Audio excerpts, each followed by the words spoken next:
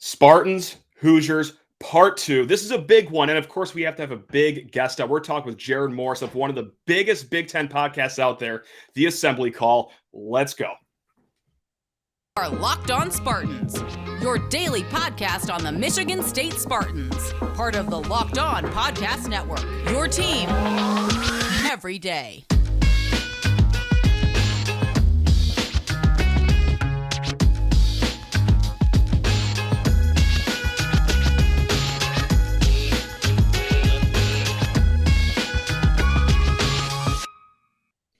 Spartan friends, Spartan family, Locked On Spartans listeners, thank you so much for kicking off your day with us here at Locked On Spartans. Your team in green and white every single day. Gang, we got a big one Tuesday. It goes without saying, outside the lines, inside the lines. This game almost means everything for Michigan State moving forward here. But I'm not the only voice today. We got Jerod Morris here of Assembly Call, a wonderful Indiana show. Jerod, how on earth you doing, man? Are we doing okay over there? Doing great. Much better given that Indiana was able to come back against Illinois on Saturday. It's always feel better after a win, but yeah, doing great now. And that was a great game too. I watched the entire game from start to finish, and it looked a little hairy from Indiana, but it just seems like you guys have a knack for making these winning plays, right? And that even goes, this is going to be a really weird game to reference, a game that you lost against Northwestern, but you guys were down like 70 points seemingly, but you guys just made winning play after winning play. Unfortunately, Northwestern's Northwestern. But do you guys just have a knack for doing that at the end of games, or is this something that's kind of been newish for your season here for your Hoosiers? It's definitely newish for the program. I think one of the big kind of narratives and storylines this season has been, okay, are things actually going to be different? Indiana struggled a lot last season, finally, was able to win some games there in the Big Ten tournament that got Indiana into the NCAA tournament. I think everybody was wondering, okay, is that going to carry over to this season? And it has, they made plays to win the game at Xavier earlier in the season. And so that was really kind of the first indication that, hey, maybe this will be a little bit different, and I think dealing with some of the injuries has led to some ups and downs, and Indiana really struggled there at the beginning of January. But what we've seen now, over these last 9-10 games is really, a team that has struggled at the beginning of games and has definitely kind of dug themselves some holes, especially here of late. But they've got a real kind of collective confidence and will, that we just haven't seen, and an ability to just go make big plays. I mean, Trayce Jackson-Davis has gone to the next level. He's just playing terrific. And so that kind of gives you that rock to lean on. And then the other, real big development has been Jalen Hood-Schifino, who, when you look at his numbers, it's like, okay, he's good, but he's had some ups and downs, and he'll make some plays that kind of make you pull your hair out. But then when it's winning time, he has the best kind of amnesia for an athlete. It's like he forgets the bad plays. He's ready for the big moments.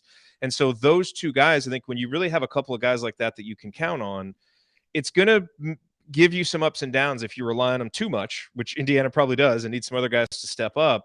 But in big moments, they know their identity. They know who's getting the shots, and those guys have really stepped up and made big plays. And I think that's been a big part of the reason why they've been able to win some of these close ones. It goes without saying, too, the guy in the middle, Trayce Jackson-Davis, who generational player, man. He 4 straight games, just 20 and 10 in 4 straight games. What's the best way to stop him? Because I'm out of ideas. I think the rest of the Big Ten coaches are out of ideas. Is it simply just we have to board him inside of his hotel room and make sure he doesn't even leave? Or is there some weakness that you could point out for us here when it comes to this guy that's on a tear? Yeah, for the longest time in Trayce's career, it was actually pretty predictable what games he would struggle in. He always really struggled against Kofi Coburn and guys who were bigger. And if you could kind of get him away from his left hand a little bit, he would struggle if you were real physical with him.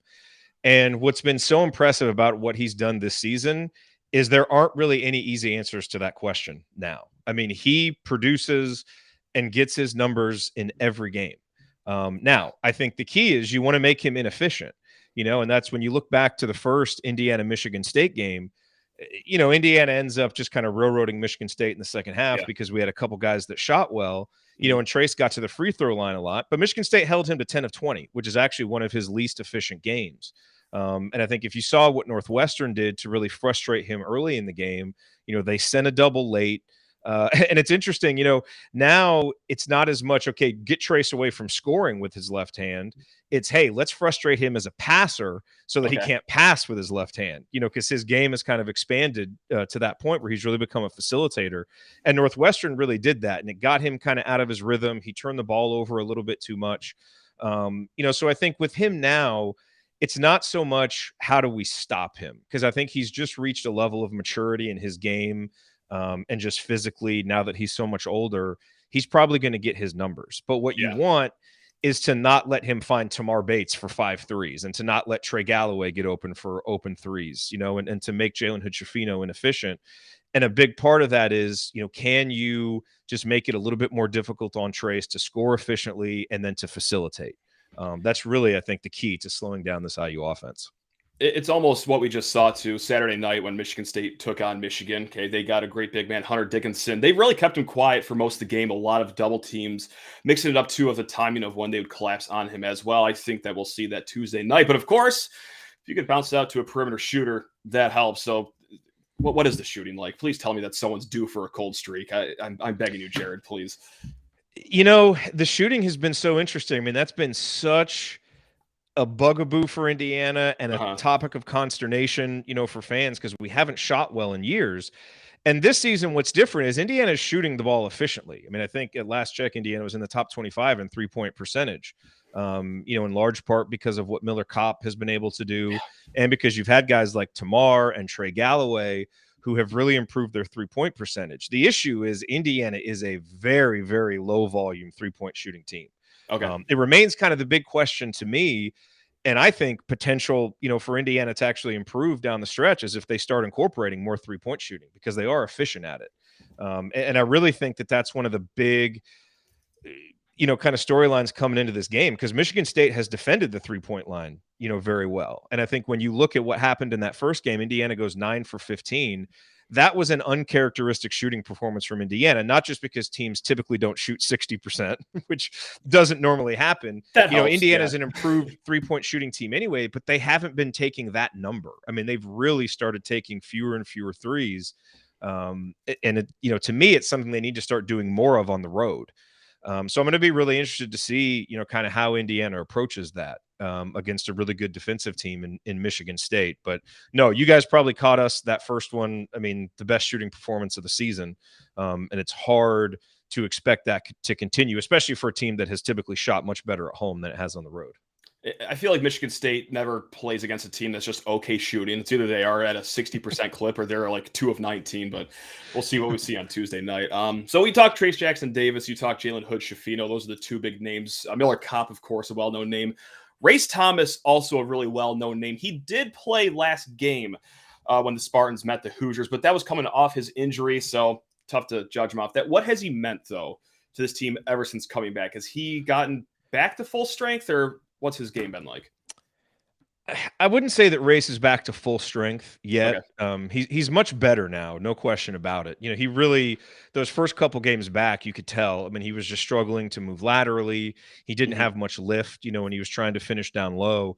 And probably one of the most encouraging things in the Northwestern game and then in the Illinois game is, I think he was in double figures in both games, is he got back to being able to finish down low. Unfortunately, the 3-point shooting has never really materialized for Race, which people hoped. So he is not really a stretch 4, even though he'll pop out and, take 1 or 2 every now and then. But where he is really important is, Indiana offensively, one of the ways that they like to kind of, avoid the double teams that teams will send is they really like to go with the high-low, and they like to put Trayce in the high post. And then you have a guy like Race, who can take advantage. He's pretty good at posting up, and then can get it down there and finish. And there for a while, he was struggling to finish. But getting back to doing that, I think adds an important element for Indiana's offense, to help keep Trayce out of trouble, and to help, ease some of the burden on Trayce on being the only guy who scores in the post. Race can really do that. And, then the other thing he really means to Indiana is a lot defensively, and really one of the things that I'm most worried about in this game is that Malik Hall is back. He didn't play in the first game. And I know he's been struggling a little bit, but he's the type of guy that really gives Indiana problems. Yeah. And the thing is, you already have one in Joey Hauser who gave us problems in the first game. And so I think having both of those guys, it's a real matchup issue for Indiana. Even though I think Race and Miller Kopp have both, Miller Kopp especially has really improved defensively. But it's funny. It's like Race, he's just like the key to Indiana's defense working. There's something about his presence and just his veteran leadership.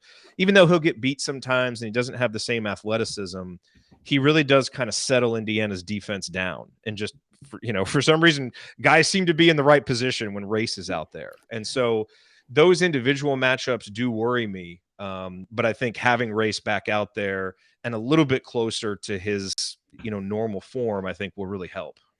That really just seems like a mirror of Malik Hall, because same thing, when he's back, the defense does seem to be more sewn together, if you will. So yeah, I mean, they really do, duplicate each other in a lot of ways. Jerod, we're not done talking about this game or even just, more broadly about the season, but I'm so sorry. I got to send you to the bench for a hot second because I got to talk to people's ears off about Built Bar.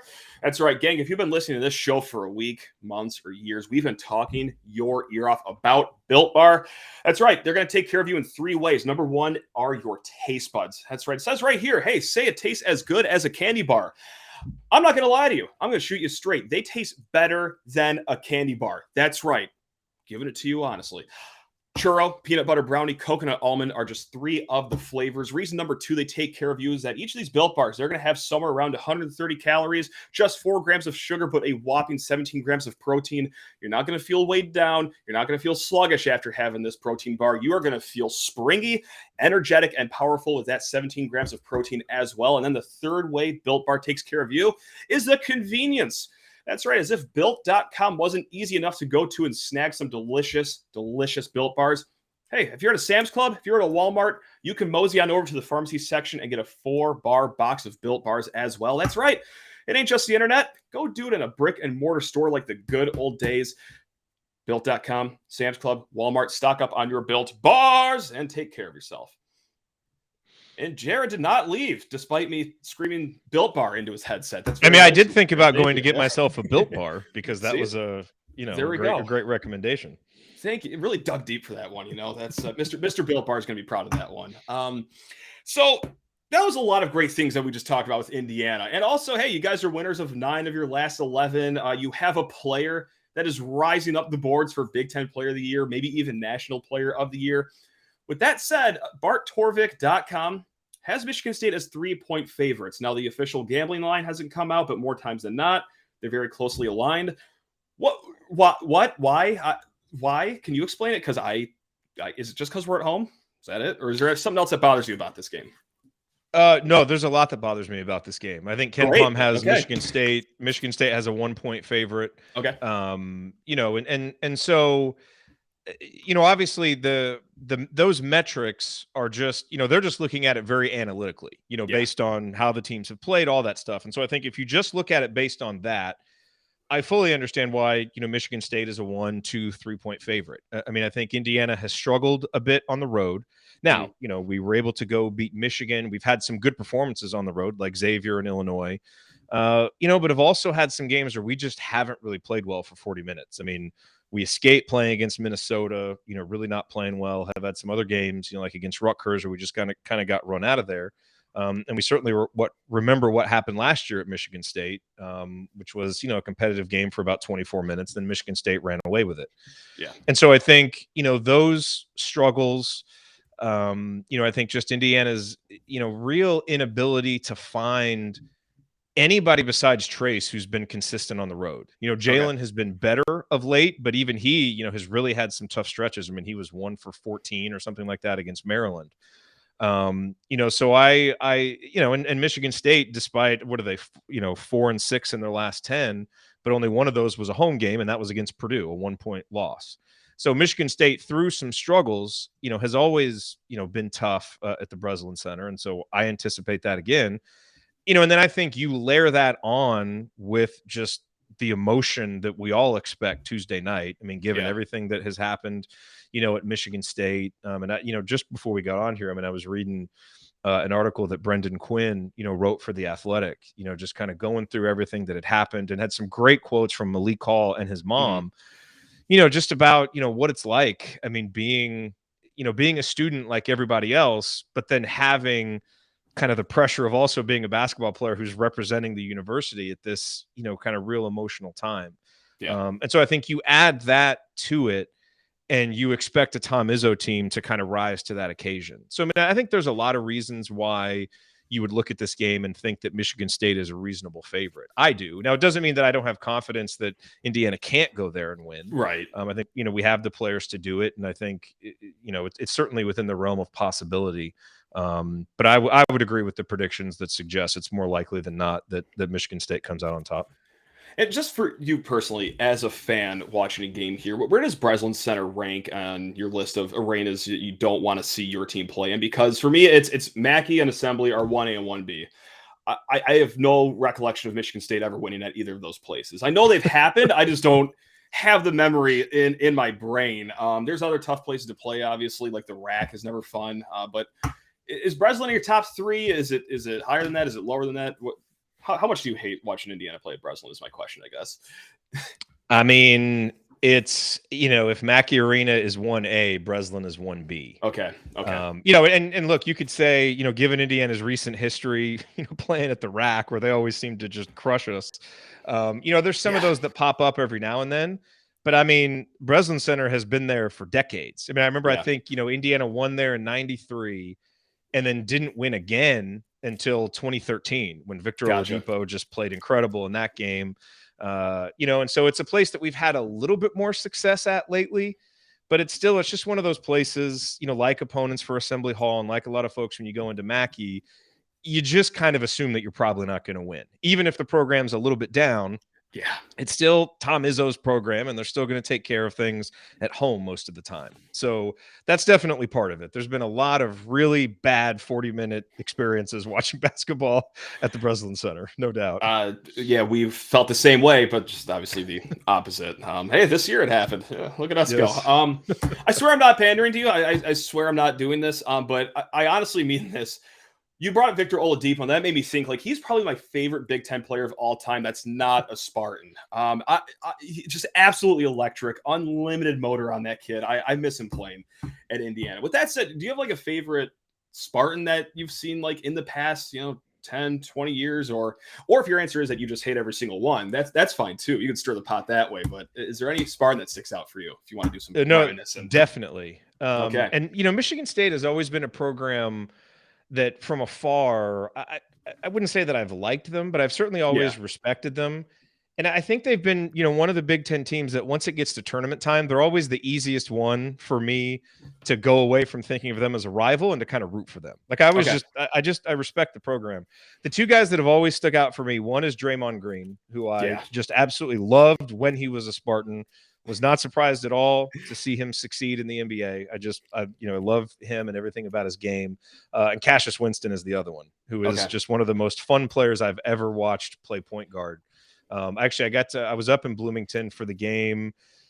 Was that 2019? I think whatever the game was, the Justin Smith game, where Justin Smith just had an out of body experience, and then the final possession was Rob Finney guarding Cassius Winston.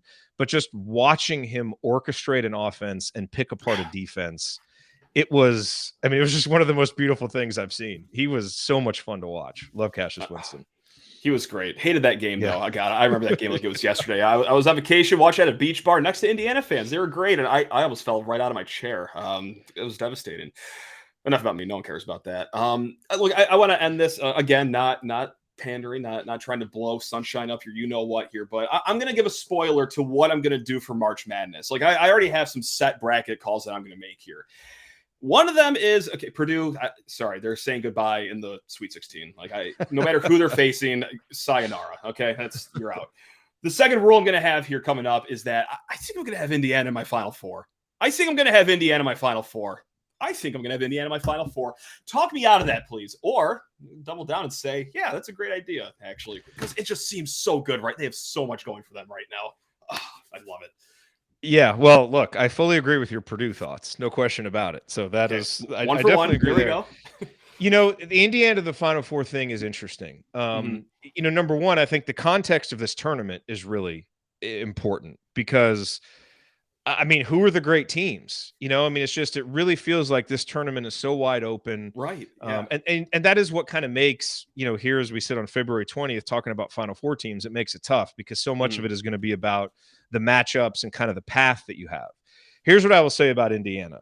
The fact that they have, two players to lean on like Trayce Jackson-Davis and Jalen Hood-Schifino. Jalen will probably be a top 20 pick in the NBA draft, maybe a lottery pick based on where his draft stock is trending.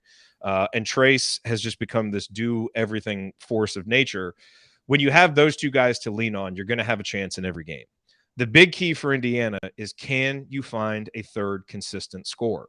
They need someone else who can consistently provide offense. It doesn't always have to be the same guy, but they've got to have someone who can do it. And there are just too many games where that guy doesn't materialize. That's why they lost to Northwestern. That's why some of these games have been closer than they should have been.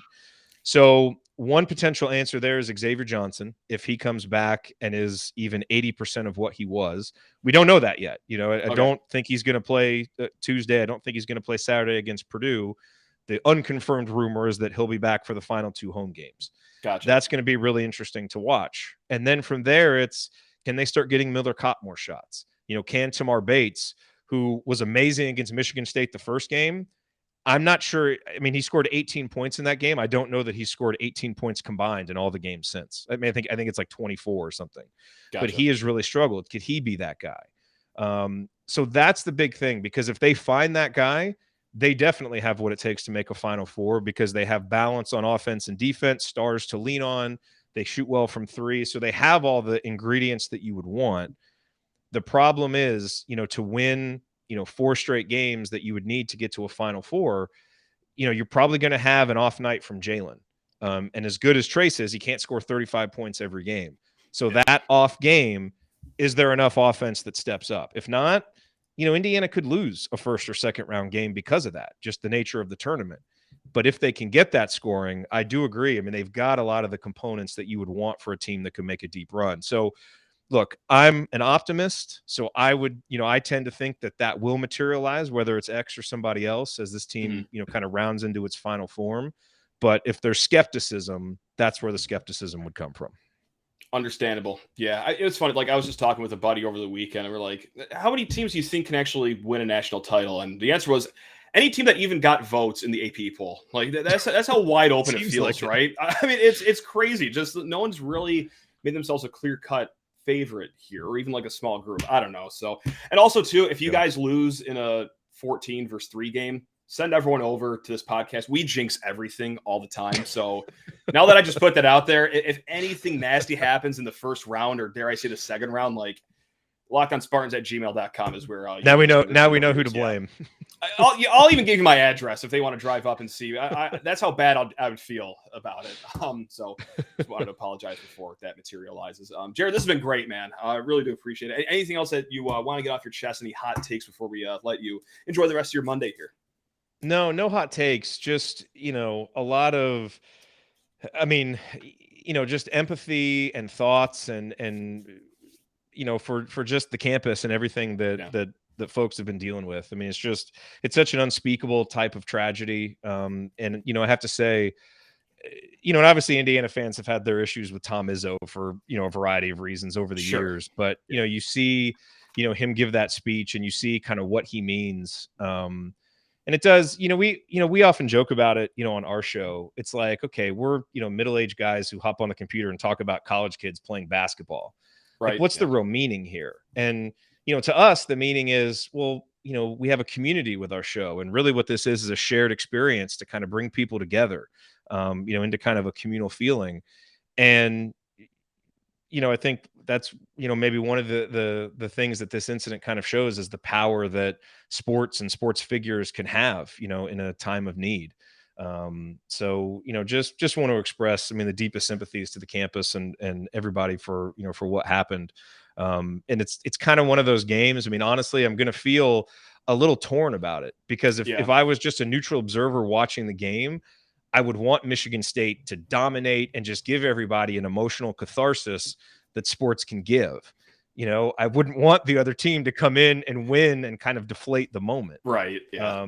And so, but obviously there's a part of me that's an IU fan. The guys are out there playing, it's a competition. So you want to see them win, but I'm not going to be shocked if the emotion of the moment just leads to like a 20-point railroading and Indiana never gets its footing, because there's just something special happening in the air, So And if that happens, honestly, there will be a part of me that feels good for the players, the coaches, the fans, and just everybody who's been affected by what's happened.